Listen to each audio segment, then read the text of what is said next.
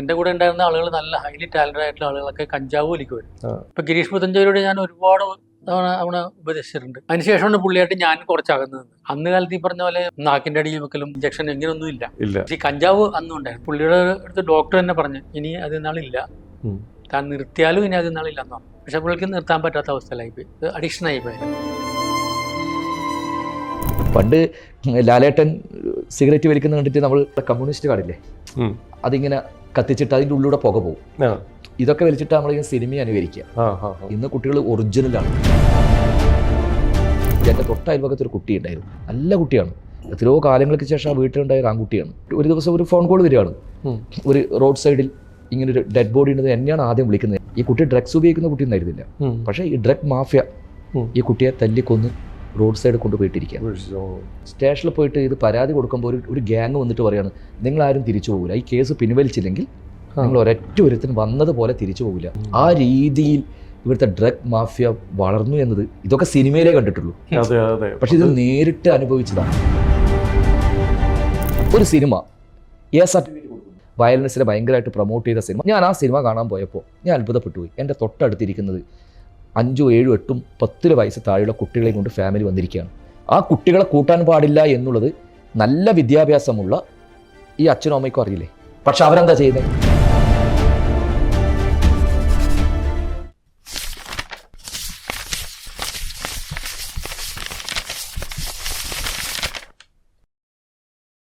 WhatsApp വഴി English പഠിക്കാൻ English cafe ഉള്ളപ്പോൾ ഇംഗ്ലീഷ് ഒരു വിഷയമേ അല്ല. English cafe presents you the perfect English. English Cafe, we present you the perfect English. WhatsApp now 9633 888 575. നമസ്കാരം, welcome to Jango space. It's me Sreenath K Janardhanan. അപ്പൊ വീണ്ടും ഒരു സിനിമാ വിശേഷവുമായിട്ട് ഞാൻ തിരിക്കുകയാണ്. ഈ സിനിമയ്ക്ക് ഒരുപാട് പ്രത്യേകതകളുണ്ട്.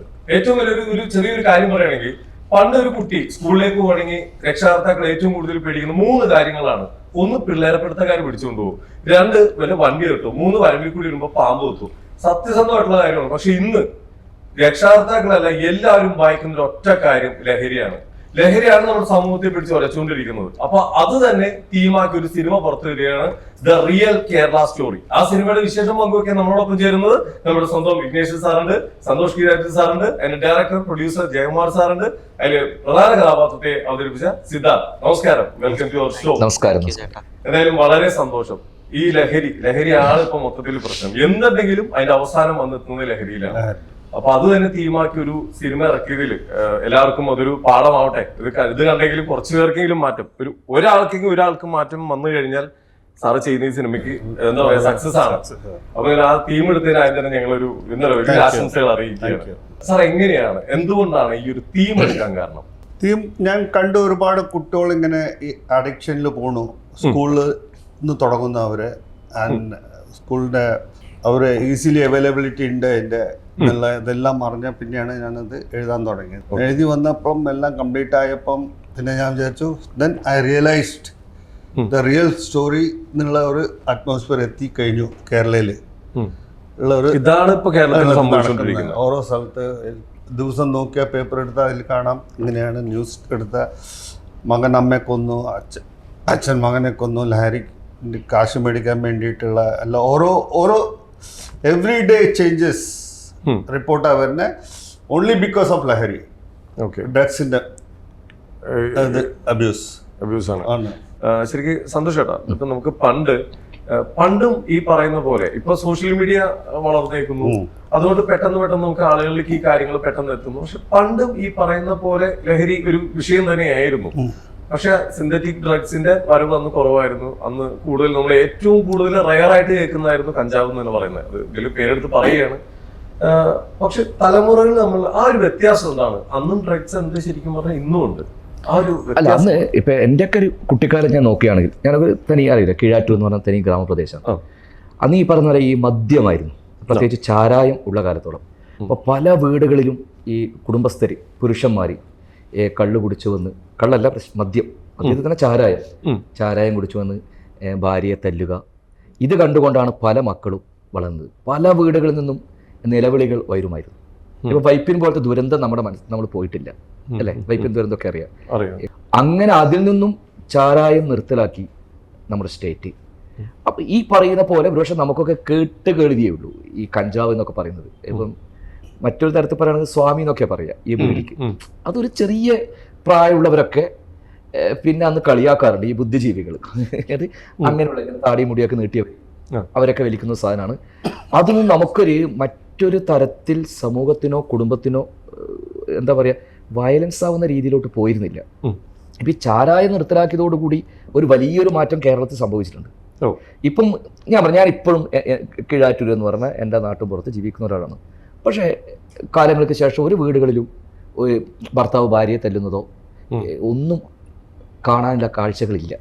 അപ്പോൾ അന്ന് ഇതൊക്കെ കണ്ടുകൊണ്ടാണ് കുട്ടികൾ വളർന്നത്. അച്ഛൻ്റെ ഓവർ മദ്യപാനം അല്ലെ വീട്ടിലെ ആണുങ്ങളുടെ മദ്യപാനം ഒക്കെ കണ്ട്. അതുകൊണ്ട് അങ്ങനെ കുട്ടികളൊന്നും വലിയ മദ്യപാനത്തിലേക്കൊന്നും പോയിട്ടില്ല. പക്ഷെ ഇന്ന് അതല്ല. ഇന്ന് കഞ്ചാവിൽ പിടിച്ചവരൊക്കെ വേണമെങ്കിൽ വലിയ റോൾ മോഡലായിട്ട് മാറുകയാണ്. കഞ്ചാവ് എന്നല്ല, ഈ ലഹരി, ഈ പറയുന്ന നിരോധിത ലഹരി അത് പിടിച്ചവരൊക്കെ ആ രീതിയിലാണ് മീഡിയ അടക്കം അവരെ വലിയ ആളാക്കിയിട്ടാണ് മാറ്റുന്നത്. കുട്ടികൾക്ക് ഇത് കിട്ടാൻ വളരെ ഈസിയാണ്. മറ്റേതെന്ന് പറഞ്ഞാൽ അങ്ങനെ ഒരു ചാരായ ഷാപ്പിൻ്റെ മുമ്പിൽ നിന്നും നമ്മുടെ ഒരു പ്രായത്തിലുള്ള കുട്ടികൾക്ക് പോകാൻ ഭയങ്കര പേടിയാണ്, മടിയാണ് അല്ലേ. ഒരു അത് കഴിഞ്ഞിട്ട് പേടിയാണ്. ഒരു ബാറ് തുടങ്ങി, നമുക്ക് അതിലൂടെ കടന്നു വന്നില്ലേ. ഒരു ബാറിൽ കയറാൻ പേടിയാണ്. എന്തുകൊണ്ടാൽ ആരെങ്കിലും കാണും, നാട്ടിൽ ആരെങ്കിലും കണ്ടു കഴിഞ്ഞാൽ വീട്ടിൽ അച്ഛനോടും അമ്മയോടും പോയി പറയും. അപ്പോൾ വീട്ടിലേക്ക് പോകാൻ പറ്റില്ല. പിന്നെ ഇതൊക്കെ അത്യാവശ്യം രുചിച്ചു നോക്കിയവരൊക്കെ ഒളിഞ്ഞിട്ടൊക്കെയാണ് ചെയ്തത്. ഇന്ന് നമുക്ക് പേടിപ്പെടുത്തുകയാണ്. നേരത്തെ പറഞ്ഞ കറക്റ്റാണ്. കുട്ടികൾ അന്ന് നമ്മൾ പേടിച്ചത്. ഇപ്പം നമ്മളൊക്കെ വീട് വിട്ട് രാത്രിയൊക്കെ വീട്ടിൽ വരിക. കാരണം സ്കൂളിൽ പോയി കഴിഞ്ഞ് വരുമ്പം പറമ്പിൽ നിന്ന് കളിക്കുന്നു, തോട്ടിൽ പോയി കുളിക്കുന്നു, മീൻ പിടിക്കാൻ പോകുന്നു, ഉള്ള മാവിനൊക്കെ കല്ലെറിയാൻ പോകുന്നു. ഇതൊക്കെ കഴിഞ്ഞിട്ട് വരുമ്പോൾ അവർക്ക് അതേ പേടിയുള്ളൂ. പട്ടി കടിക്കോ അല്ലെങ്കിൽ പാമ്പ് കടിക്കോ ഈ ഒരു അല്ലെങ്കിൽ ആരെങ്കിലും പിടിച്ചുകൊണ്ട് പോകുമോ കുട്ടികൾ, അങ്ങനെയല്ലേ. പക്ഷെ ഇന്ന് 6ാം ക്ലാസ് പഠിക്കുന്ന 5ാം ക്ലാസ് പഠിക്കുന്ന കുട്ടികൾ പോലും ഈ ലഹരി ഉപയോഗിക്കുന്നു എന്നത് സത്യം പറഞ്ഞ ഞെട്ടലോടുകൂടിയാണ് കേൾക്കുന്നത്. ഇത് നമുക്ക് നേരിട്ട് കാണാൻ സാധിച്ചിട്ടില്ല ഇതുവരെ. പക്ഷേ വാർത്തകൾ നിരന്തരം വരുന്നു. എന്നെ ഭയങ്കരമായിട്ട് എന്താ പറയുക, ഈ ഒരു വിഷയം പെട്ടെന്ന് എന്നിലേക്ക് എത്തിയതെന്ന് വെച്ചാൽ എൻ്റെ തൊട്ടയൽവകത്തൊരു കുട്ടി ഉണ്ടായിരുന്നു. നല്ല കുട്ടിയാണ്. എത്രയോ കാലങ്ങൾക്ക് ശേഷം ആ വീട്ടിലുണ്ടായ ആൺകുട്ടിയാണ്, കുറേ നാളുകൾക്ക് ശേഷം. പക്ഷേ ആ കുട്ടി ബാംഗ്ലൂർ പഠിക്കാൻ പോയി. ഡിഗ്രി കഴിഞ്ഞു പഠിക്കാൻ പോയി. കുട്ടി ഒരു ദിവസം ഒരു ഫോൺ കോൾ വരികയാണ്. ഒരു റോഡ് സൈഡിൽ ഇങ്ങനൊരു ഡെഡ് ബോഡി ഉണ്ടെന്ന് എന്നെയാണ് ആദ്യം വിളിക്കുന്നത്, എൻ്റെ ഒരു ഫ്രണ്ട് ബാംഗ്ലൂരിൽ നിന്ന്. അപ്പോൾ ഞാൻ ഫോട്ടോ അയച്ചാൽ ഈ ഒരു കുട്ടിയാണോ എന്നൊരു ഡൗട്ട് എന്ന് പറഞ്ഞു. ഫോട്ടോ അയക്കുമ്പോഴേക്കും ആ കുട്ടിയാണ്. ഞാൻ വേഗം എൻ്റെ ഏട്ടൻ അയച്ചു കൊടുത്തു. അവിടെ എത്തി പിന്നീടാണ് അറിയുന്നത് ഈ കുട്ടി ഡ്രഗ്സ് ഉപയോഗിക്കുന്ന കുട്ടി ഒന്നായിരുന്നില്ല. പക്ഷേ ഈ ഡ്രഗ് മാഫിയ ഈ കുട്ടിയെ തല്ലിക്കൊന്ന് റോഡ് സൈഡ് കൊണ്ടുപോയിട്ടിരിക്കുക. അപ്പോൾ ഇങ്ങനെ എത്രയോ കേസുകൾ ബാംഗ്ലൂർ ആ ഭാഗത്ത് നടക്കുന്ന ഒരുപാട് ഈ ബൈക്ക് അപകടങ്ങൾ ഇതൊന്നും കേസായിട്ട് വരുന്നില്ല. ഇപ്പോൾ ഈ കേസ് പോലും ഞങ്ങളുടെ നാട്ടിലെ ആൾക്കാരൊക്കെ അവിടെ പോയി സ്റ്റേഷനിൽ പോയിട്ട് ഇത് പരാതി കൊടുക്കുമ്പോൾ ഒരു ഗ്യാങ് വന്നിട്ട് പറയാണ്, നിങ്ങളാരും തിരിച്ചു പോകില്ല, ഈ കേസ് പിൻവലിച്ചില്ലെങ്കിൽ നിങ്ങൾ ഒരൊറ്റ ഒരുത്തിന് വന്നതുപോലെ തിരിച്ചു പോകില്ല അവിടെ. അപ്പോൾ ആ കുട്ടീൻ്റെ ഒരു അടുത്ത ബന്ധുവാണ് അതിന് സാക്ഷിയായിട്ട് കേസിൽ. അപ്പോൾ എനിക്ക് കേസ് കൊണ്ടുപോകാൻ താല്പര്യമില്ല, കാരണം എന്നെ ഇവിടെ ജീവിക്കാൻ സമ്മതിക്കില്ല. ആ രീതിയിൽ ഇവിടുത്തെ ഡ്രഗ് മാഫിയ വളർന്നു എന്നത് ഇതൊക്കെ സിനിമയിലേ കണ്ടിട്ടുള്ളൂ. പക്ഷെ ഇത് നേരിട്ട് അനുഭവിച്ചതാണ്. ആ പറയുന്ന പോലെ ഇതൊരു വലിയ വിപത്തായിട്ട് മാറിക്കൊണ്ടിരിക്കുകയാണ്. ഇതിനെ എങ്ങനെ തടയിടണം? കോടികളുടെ ഡ്രഗ്സാണ് കേരളത്തിലേക്ക് ഒഴുകിയെത്തുന്നത്. ഇത് എവിടുന്ന് വരുന്നു? ഇതിൻ്റെ സോഴ്സ് കണ്ടെത്തുവാൻ വേണ്ടി ഇന്ന് വരെ സാധിച്ചിട്ടില്ല. നമ്മുടെ മുമ്പിൽ വരുന്ന കേസുകളൊക്കെ 1 ഗ്രാം 2 ഗ്രാം എന്നൊക്കെ പറഞ്ഞിട്ട് പെട്ടെന്ന് അതിന് തേച്ച് മായ്ച്ച് കളയുകയാണ്. പക്ഷേ ഇപ്പോഴും നമ്മളിവിടെ സംസാരിക്കുമ്പോൾ ഈ ചുറ്റുവട്ടത്ത് പോലും ഇത് വളരെ കൃത്യമായിട്ട് എല്ലാവർക്കും അറിയാം. ഇതിൽ ഒരുപാട് ഈ സോഷ്യൽ മീഡിയ അതൊരു പ്രധാന ഘടകമാണ്. ഈ കുട്ടികൾ, ചെറിയ കുട്ടികളൊക്കെ ഈ വരിയിലേക്ക് ആക്കുന്നത് ഇൻസ്റ്റയിലൊക്കെ പരിചയപ്പെട്ടിട്ടാണ്. അപ്പോൾ ഇത് അറിയില്ല കേട്ടോ നമുക്കിത് എങ്ങനെയാണ് ഒരു സൈഡ്. അപ്പോൾ എല്ലാവരും ചേർന്നുകൊണ്ട് അതിൽ ഭരണകൂടവും ഇവിടുത്തെ നിയമവ്യവസ്ഥ കുറേയും കൂടി കൂടുതൽ സമൂഹവും ഉണർന്ന് പ്രവർത്തിക്കേണ്ടതുണ്ട്. അതുപോലെ തന്നെ നമുക്ക് ഓരോരുത്തർക്കും കലാകാരൻ എന്ന നിലയിൽ എനിക്കും കൃത്യമായിട്ടുള്ള ഉത്തരവാദിത്വമുണ്ട്. കൈയൊഴിഞ്ഞു പോകാൻ സാധിക്കില്ല ഇനിയുള്ള കാലത്ത്. ഇത്രയും കാലം നമ്മൾ കുറച്ച് ആർട്ടിന് വേണ്ടിയല്ലേ, കലയ്ക്ക് വേണ്ടിയല്ലേ, കലയെ കലയായി കണ്ടാൽ മതി എന്നൊക്കെ നമുക്ക് വേണമെങ്കിൽ പറയാം. പക്ഷെ കൈവിട്ടുപോയി, തീർച്ചയായിട്ടും കൈവിട്ടുപോയി. കാരണം ഇത് കണ്ട് ഇൻഫ്ലുവൻസ് ആവുന്ന എത്രയോ പേരുണ്ട്. കാരണം നമ്മുടെയൊക്കെ ഒരു കുട്ടിക്കാലത്ത് സിനിമ കണ്ടിട്ട് നമ്മൾ ഇൻഫ്ലുവൻസ് ആയതെന്നാണ് അതിൻ്റെ ഡ്രസ്സ്, അതിൻ്റെ ഹെയർ സ്റ്റൈല്, അതൊക്കെയായിരുന്നു. പക്ഷെ ഇന്ന് ഇൻഫ്ലുവൻസ് ആവുന്ന അതല്ല. പണ്ട് ലാലേട്ടൻ സിഗരറ്റ് വലിക്കുന്ന കണ്ടിട്ട് നിങ്ങൾ എന്താ പറയുക, നമ്മളെ കമ്മ്യൂണിസ്റ്റ് കാണില്ലേ, അത് ഉണങ്ങിയിട്ട് അതിങ്ങനെ കത്തിച്ചിട്ട് അതിൻ്റെ ഉള്ളിലൂടെ പുക പോകും. ആ. ഇതൊക്കെ വലിച്ചിട്ട് നമ്മളിങ്ങനെ സിനിമയെ അനുകരിക്കുക. ആ, ആ, ആ. ഇന്ന് കുട്ടികൾ ഒറിജിനലാണ്, അതെ അതെ അതെ. ഒറിജിനൽ അനുകരിക്കാൻ തുടങ്ങി. കാരണം അത് കിട്ടേണ്ട ഈസി വേ, അവർക്ക് അത് കിട്ടാൻ തുടങ്ങി. ഇപ്പൊ Easy way പണ്ട് നമ്മൾ പോയിട്ട് ചെറുപ്പത്തിൽ ഇപ്പൊ ചേട്ടനൊക്കെ ചെറുപ്പമാണെങ്കിൽ ഒരു കടയിൽ പോയിട്ട് ഒരു വീഡിയോ വെച്ച് കഴിഞ്ഞാൽ കടക്കാരൻ ചീത്ത പറയും, തരില്ല. വിളിച്ച് പറയും. തരില്ല, പക്ഷെ ഇന്ന് അതല്ലല്ലോ. തരില്ല. ഇന്ന് അതല്ല. കസ്റ്റമർ ആക്കി എടുക്കുക. അതെ. ഇന്ന് നാട്ടുമ്പുറത്തെ കടകൾ വേണ്ട, ഇന്ന് ഓൺലൈനിൽ ഏത് സിഗരറ്റ് വേണമെങ്കിലും കുട്ടികളെ എത്തിക്കും, പല അഡ്രസ്സുകളിലേക്ക് വരും. മനസ്സിലാവില്ലേ? അപ്പോൾ ഇത് ഇത്രയും ഈ സിനിമ കൊണ്ട് ഇങ്ങനെയെങ്കിലും ചർച്ച ചെയ്യപ്പെടട്ടെ. ഇപ്പം ഞങ്ങൾ പോലും ഈ സിനിമയുടെ പ്രൊമോഷന്റെ ഭാഗമായിട്ട് മറ്റു കാര്യങ്ങളിൽ നിന്നല്ല ചർച്ച ചെയ്യുന്നത്. ഇത് നമ്മളെല്ലാവരും ഒരുമിച്ച് നിന്ന് പറയുകയാണ്. ഇത് നമുക്ക് എങ്ങനെയെങ്കിലും, കുറേ പേര് പറയുമ്പോഴാണല്ലോ എവിടെയെങ്കിലും. സോറി ഇടയ്ക്ക് പറയുന്നതിൽ വിട്ടുമായിരിക്കണം. നമ്മൾ തന്നെ പല സിനിമാ ചർച്ചകളിലും ഇതേപോലെ നമ്മൾ ലഹരി എന്ന് പറയുമ്പോൾ അത് ഒഴിവാക്കാനും ശ്രമിക്കുക. കാരണം താല്പര്യമില്ല, അതൊരു വിവാദത്തിലേക്ക് പോകണം. പക്ഷെ ഇത് ലഹരിയെ കുറിച്ച് മാത്രം സംസാരിക്കുന്ന ഒരു സിനിമ എന്ന് പറഞ്ഞപ്പോഴാണ് നമുക്ക് ഭയങ്കര ഇൻട്രസ്റ്റ് ആയി.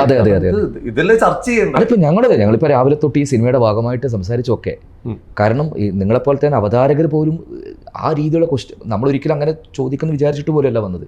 പക്ഷെ എല്ലാവരും ഭയപ്പാടോട് കൂടിയാണ് കാണുന്നത്. അപ്പൊ അതെങ്ങനെ നമ്മുടെ ഈ സമൂഹത്ത് മാറ്റാൻ പറ്റും? തീർച്ചയായിട്ടും സിനിമ കൊണ്ടൊന്നും സാധിക്കുന്നില്ല. അതെ അതെ, മനസ്സിലല്ലേ? പ്രത്യേകിച്ച് ഇതുപോലത്തെ സിനിമ. കാരണം പക്ഷെ നമുക്ക് സംസാരിക്കാം. അതിന് ജയകുമാർ സാർ ഇങ്ങനൊരു സിനിമ എടുത്തല്ലോ.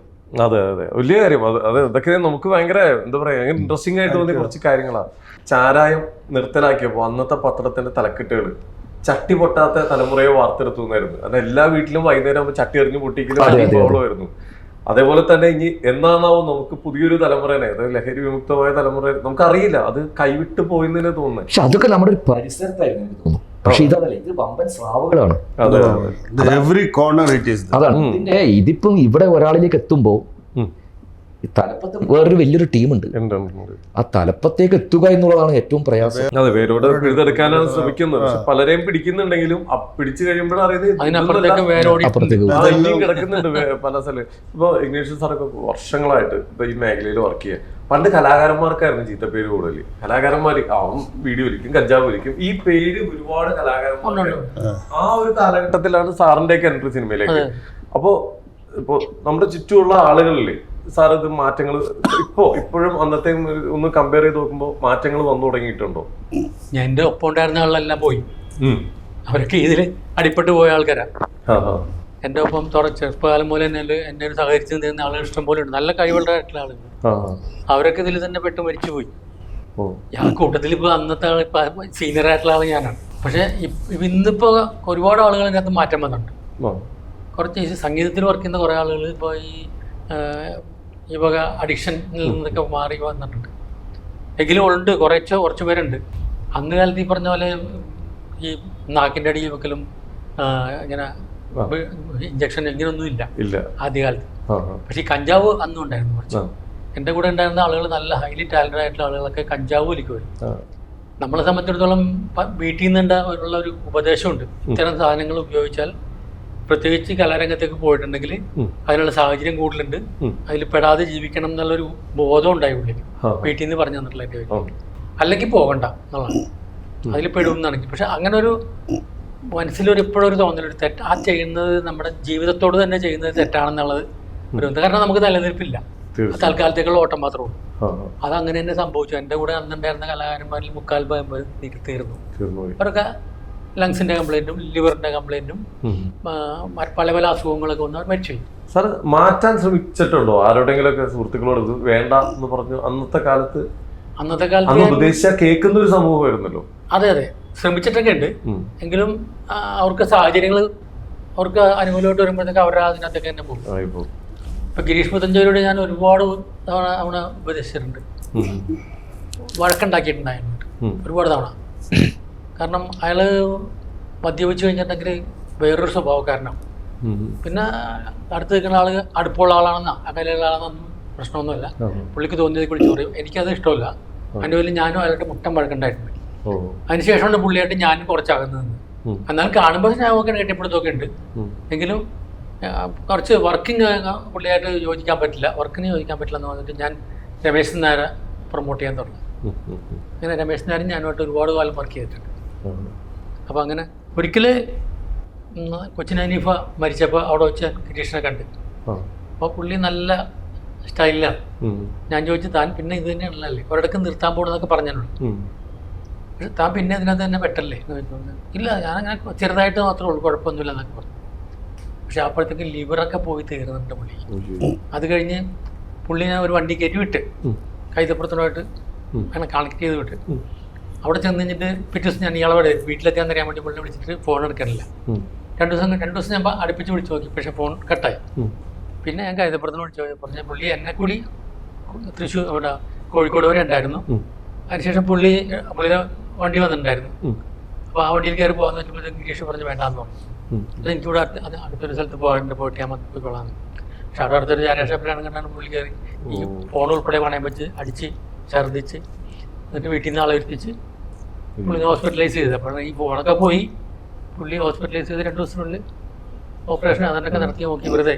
അപ്പം അതിനിടയ്ക്ക് അവിടെ കോഴിക്കോടുള്ള കൂട്ടുകാരൻ എന്നോട് പറഞ്ഞത് പുള്ളിയുടെ അടുത്ത് ഡോക്ടർ തന്നെ പറഞ്ഞു ഇനി അതിനാളില്ല, താൻ നിർത്തിയാലും ഇനി അതിനാളില്ല എന്നോ. പക്ഷെ പുള്ളിക്ക് നിർത്താൻ പറ്റാത്ത അവസ്ഥയിലായി പോയി, ഇത് അഡിക്ഷൻ ആയി പോയി അതിനകത്ത്. അപ്പോൾ പുള്ളിക്ക് ഇതില്ലാണ്ട് ജീവിക്കാൻ പറ്റില്ല എന്നുള്ളത്. പക്ഷെ അങ്ങനെ മരിച്ചു പോയിട്ടുള്ള ഒരുപാട് കലാകാരന്മാർ നമുക്കുണ്ട്. അവരുടെ ചെറിയ പ്രായത്തിൽ അവർക്ക് നമുക്ക് കിട്ടാണ്ട് കുറച്ച് കാലഘട്ടം മാത്രം തന്നിട്ട് പോയവരുണ്ട്. അത് ഇന്നല്ല പണ്ടുകൊണ്ട്. ഇതൊക്കെ നമുക്ക് സങ്കടം തന്നെ. പലരും നമ്മുടെ അടുത്ത് പോയിട്ടുള്ളവര് അതാണ് സാറ് പറഞ്ഞ പോലെ തന്നെ അവരുടെ ഒരുപാട് അവരുടെ അംശം നമുക്കൊക്കെ തന്നിട്ടുള്ളൂ. നമുക്കൊരു 3 തലമുറയ്ക്കുള്ള തന്നിട്ടാ പോയേക്കണം അപ്പൊ തന്നെ. അതെ, ഇപ്പൊ ഞാൻ കഴിഞ്ഞ ചാനലിൽ പറയാണ്ടായി, ദാസേട്ടന് 85 വയസ്സായി. ദാസേട്ടൻ ഇതൊന്നും ഉപയോഗിക്കാത്ത ആളാണ്. അതുകൊണ്ടാണ് 85 വയസ്സ് വരെ പുള്ളി ഇരുന്നത്. അല്ലെങ്കിൽ പുള്ളിക്ക് ഈ ലോകത്ത് ഏറ്റവും നല്ല സാധനം വേണമെന്ന് വിളിച്ചു പറഞ്ഞാൽ ഏറ്റവും ശക്തി കൂടിയ സാധനം വേണമെന്ന് പറഞ്ഞാൽ അവിടെ വീട്ടിലെത്തിച്ചു കൊടുക്കാനാണ്. പക്ഷെ പുള്ളിക്ക് അറിയാം ഇത് നീണ്ടു പോകില്ല. അങ്ങനെ പുള്ളി അങ്ങനെ ഉപയോഗിക്കുമായിരുന്നെങ്കിൽ പുള്ളി ഈ 45 വയസ്സൊക്കെ ആകുമ്പോഴത്തേക്കും പുള്ളി പോയത്. അങ്ങനെയാണെങ്കിൽ നമുക്ക് ഇന്ത്യക്ക് തന്നെ എന്തോ വലിയ നഷ്ടം വരുന്നത്. തീർച്ചയായിട്ടും മലയാളികൾക്ക് പ്രത്യേകിച്ച്. മലയാളത്തിൽ ഇത്ര വലിയ ഒരു ലെജൻഡായിട്ടുള്ള ഒരാൾ വളർന്നു വന്നിട്ട് അദ്ദേഹത്തിന്റെ കംപ്ലീറ്റ് നമുക്ക് കിട്ടി എന്നുള്ളതാണ് അദ്ദേഹത്തിന് കിട്ടേണ്ടതൊക്കെ. അപ്പൊ ഒരു കലാകാരൻ ഒരിക്കലും അത് കിട്ടിയ ഗിഫ്റ്റ് ഇപ്പൊ ദാസേട്ടൻ എന്ന് പറഞ്ഞ ഒരാൾ ഒരു 200-300 നൂറ്റാണ്ട് കൂടുമ്പോൾ ഒരാൾ വരുള്ളൂ.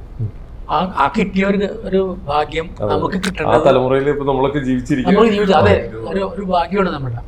അപ്പൊ അങ്ങനെയുള്ള ഒരാളുടെ കിട്ടാവുന്ന പരമാവധി കിട്ടിയാൽ അപ്പൊ അതുകൊണ്ട് അങ്ങനെ ഇത് കളഞ്ഞിരുന്നെങ്കിൽ പണ്ടത്തെ ഒരു സാധാ പാട്ടുകാരൻ എന്നുള്ള അവസ്ഥയിൽ അവസാനിച്ചു. അതെ, അങ്ങനെ പറയേണ്ടി വന്നു. പക്ഷെ അതല്ലേ പുള്ളിയിൽ ഇന്ത്യയിലെ തന്നെ നമ്പർ 1 പാട്ടുകാരിൽ ഒരാൾ എന്നുള്ള നിലക്ക് പുള്ളി നമുക്കൊരു വലിയ ഭാഗ്യമായിട്ട് എന്ന് മനസ്സിൽ വിചാരിക്കാം. തലമുറകളോളം നമ്മുടെ അഭിമാനമായിട്ട് ജീവിക്കാൻ വേണ്ടിയാണ് നമുക്ക്. അത് ഇതില്ലായിരുന്ന വേണ്ടിയല്ല. പുള്ളി ആരോഗ്യസ്ഥിതി നന്നായിട്ട് നോക്കും. എനിക്ക് ഒരു അടുപ്പമുള്ള ആളാണ്. അതെ, അപ്പൊ അദ്ദേഹം പലപ്പോഴും നന്നായിട്ട് പ്രാക്ടീസ് ചെയ്യും, ശരീരം സൂക്ഷിക്കും. ഇങ്ങനെ എല്ലാം കൊണ്ടും പുള്ളി ഇതിനു വേണ്ടി ജീവിച്ചു. ഞാൻ തന്നെ പുള്ളിയോട് പറഞ്ഞിട്ടുണ്ട്, ദാസേട്ടൻ ജനിച്ചതും മ്യൂസിക്കിന് വേണ്ടിയാണ്. ഇതില് ഏറ്റവും സിദ്ധാർത്ഥിന്റെ അടുത്തേക്ക് എത്തിയിട്ടില്ല, വിശേഷങ്ങൾ പറഞ്ഞു വരുന്നു. ഏറ്റവും കൂടുതൽ ചോദിക്കേണ്ടത് സിദ്ധാർത്ഥനോടും കൂടി. ഈ ഒരു തലമുറയിൽ ഏറ്റവും കൂടുതൽ ചിത്തപ്പേര് കേൾക്കുന്ന ഒരു സമൂഹമാണ്. കാരണം 2K കിഡ് എന്ന് പറയുന്നത് അല്ലെ, മൊത്തത്തിൽ എല്ലാവരും. പക്ഷെ പേര് ആരൊക്കെയോ ചെയ്യുന്നതിന് മൊത്തത്തില് ആ 2K കിഡ്സിന് മൊത്തത്തിൽ ഇങ്ങനെ ഒരു പേര് വന്നേക്കുന്നത്. അതിനെ കുറിച്ച് എന്താ ആദ്യം പറയാനുള്ളത്?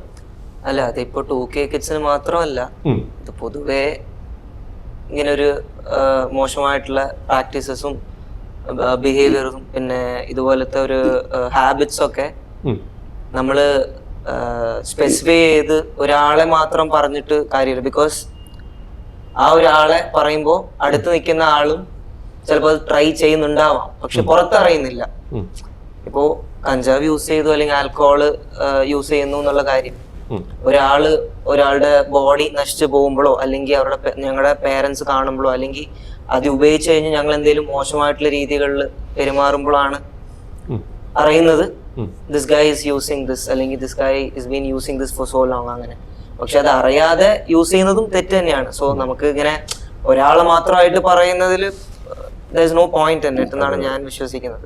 അപ്പൊ എന്റെ ഇപ്പൊ ഇൻ കേസ് എന്റെ ഫ്രണ്ട്സ് ആരെങ്കിലും ചെയ്യുന്നുണ്ടെങ്കിൽ എന്നെയും കൂടെയാണ് ആൾക്കാർ പറയുന്നെങ്കിൽ I am happily receiving it. Because അങ്ങനെ പറയുമ്പോൾ if my friend is getting out of that habit, അത് എനിക്കും കൂടെ നല്ലൊരു കാര്യമാണ്. അതിലെനിക്കൊരു നാണക്കേടും ഇല്ല. അങ്ങനെ എന്നെ കുറ്റപ്പെടുത്തിയാലും നല്ല കാര്യത്തിന് വേണ്ടി കുറ്റപ്പെടുത്തുന്നതിൽ എനിക്ക് തോന്നുന്നില്ല അതിലൊരു I don't feel anything ashamed about it എന്നുള്ളതാണ്. ഇപ്പൊ പലരും പറയുന്നൊരു കാര്യമാണ്, സാറ് പറഞ്ഞ പോലെ ടെൻഷൻ വരുമ്പോൾ ഒരു ഷർട്ട് വലിച്ചു കഴിഞ്ഞാൽ മാറും. എന്തിന് രാവിലെ നമ്മുടെ പ്രഭാത കർമ്മങ്ങൾക്ക് വരെ ഒരു വലിച്ചാലേ ശരിയാവുമെന്ന് വിശ്വസിച്ചിരിക്കുന്ന ആളുകളുണ്ട്. പക്ഷെ ഇതൊന്നും ഇല്ലാതെ എത്ര ആൾക്കാർ എല്ലാം ചെയ്യുന്നുണ്ട്. അപ്പൊ അതങ്ങനെ അതൊരു തോന്നലാണ്, അതിന് വേണ്ടിയിട്ട് നമുക്ക് തോന്നുന്നു. എക്സാക്ട്ലി. എൻ്റെ ഫ്രണ്ട് ഉണ്ട്, ഫോറിൻ ഫ്രണ്ട്. നോട്ട് അത് പറയേണ്ടതില്ലെങ്കിൽ ഞാൻ പറയണേ. സിൽവിയോ എന്നാ പേര്, വെരി വെൽ ഓഫ് മാൻ. ആൾക്ക് സ്ലീപ്പിംഗ് പിൽസ് ഇല്ലാണ്ട് ആൾക്ക് ഉറങ്ങാൻ പറ്റില്ല. യു കാൺ സ്ലീപ്പ് വിതൗട്ട് സ്ലീപ്പിംഗ് പിൽസ്. അപ്പോൾ അവിടെ ഭാര്യ ആ കളറിലുള്ള ടാബ്ലറ്റ്സ് തന്നെ കൊണ്ടുവന്ന് ദിവസം കൊടുക്കും. 6 മാസം കൊടുത്തു. അങ്ങനെ തന്നെ. അവർക്കറിയില്ല അത് സ്ലീപ്പിംഗ് പിൽസ് അല്ല, നോർമൽ ഒരു വിറ്റമിൻ നമ്മളങ്ങ് ചിന്തിക്കുകയാണ്. സൈക്കോളജി അത് നല്ല ഉറക്കം. അതാണ് mind set is what matters. അതില്ലാതെ എന്നെ പ്രേരിപ്പിച്ച ഈ ഇത് കുട്ടികൾ can come out from the ഇത്. തീർച്ചയായും 6 മാസം വരയ്ക്ക് അറിഞ്ഞില്ല. No she told anybody in the family. അടിപൊളി. അപ്പൊ ഇത്രേ ഉള്ളൂ പ്രശ്നം, ഇങ്ങനെ തീർക്കാവുന്നുള്ളൂ. ഇത് ഇങ്ങനെ തീർക്കാനുള്ളൂ. അതെ, അവർക്ക് വന്ന this is the only choice. അതെ. സോമേഷേട്ടാ, ഇപ്പോ ഞാൻ ചേട്ടാ വിളിക്കുന്നത് എനിക്കൊരു ബ്രദർ തന്നെയാണ്. അങ്ങനെ ഒരു ബന്ധമാണ്. അത് പെട്ടെന്ന് നമുക്കിപ്പോ എന്താ പറയാ, ഇപ്പത്തെ മെയിൻ പ്രശ്നങ്ങൾ എല്ലാ മേഖലയിലും ലഹരി ബാധിച്ചിട്ടുണ്ട്. ഏറ്റവും കൂടുതൽ ലഹരി മൂലം ഒരുപാട് ചീത്തപ്പേര് കേൾക്കുന്നത് ഇപ്പോൾ സിനിമ ഇൻഡസ്ട്രിയിലേക്കാണ്. എല്ലാ മേഖലയിലും ഉണ്ട്. ഈ പറഞ്ഞ പോലെ ഒരു IT പാർക്ക് എടുത്താലും എല്ലായിടത്തും ഈ പ്രശ്നങ്ങളുണ്ട്. ഒരു സാധാരണക്കാരൻ, ഒരു ജോലിക്കാരന്റെ കൂടെ നിന്നാലും ഈ പ്രശ്നമുണ്ട്. പക്ഷെ ഇത് ബാധിച്ചിരിക്കുന്നത് സിനിമാ മേഖലയിലെയാണ് ഭൂരിഭാഗം. അതിനെന്താ പറയാനുള്ളത്?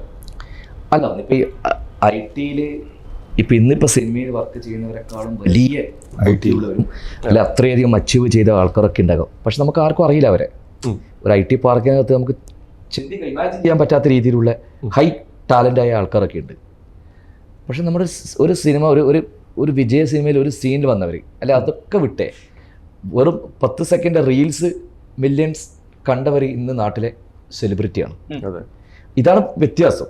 അതുകൊണ്ട് തന്നെ ഈ സെലിബ്രിറ്റികളുടെ അല്ലെങ്കിൽ കലാകാരന്മാരുടെ ജീവിതം പണ്ടേ ഒളിഞ്ഞു നോക്കുവാനും അവരെക്കുറിച്ച് അറിയുവാനും പണ്ട് ഈ പാപ്പരസികൾ എന്നൊക്കെ പറഞ്ഞ പോലെ സമൂഹത്തിൽ എന്നും താല്പര്യമാണ്.